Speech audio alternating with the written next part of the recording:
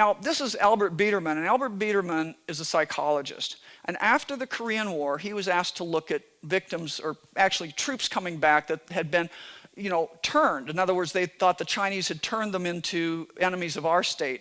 And they said, how did the Chinese do that? Do they have voodoo or some kind of pill or something they're giving them? He said, no, it's just basic psychological techniques of getting people to submit to your will and do your bidding.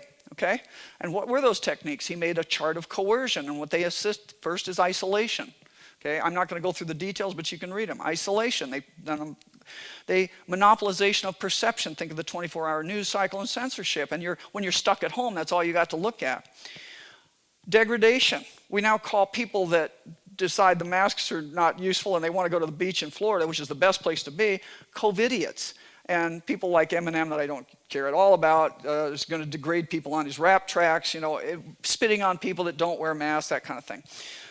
Induced ability, though, is a big deal. And I bet you we don't know how many people have died from this. My friend who was a Vietnam vet who didn't spend the time on the desk, he was a year out in combat, and he survived that, but he almost died of not COVID, but of being locked up. And the reason is because he's elderly and people didn't bring him food and he didn't go out and socialize and go have lunch with his ex-wife and things, and so he got dehydrated and ended up in the hospital and the nursing home, and he barely made it out of there.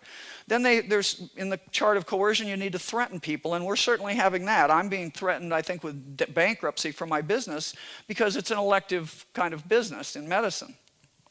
And you have to, if you're the torturer, you're supposed to demonstrate omnipotence. Well, I think shutting down the whole world demonstrates their omnipotence. And then enforcing trivial demands. Have you seen these poker tables down here? Dear God, it's just disgusting.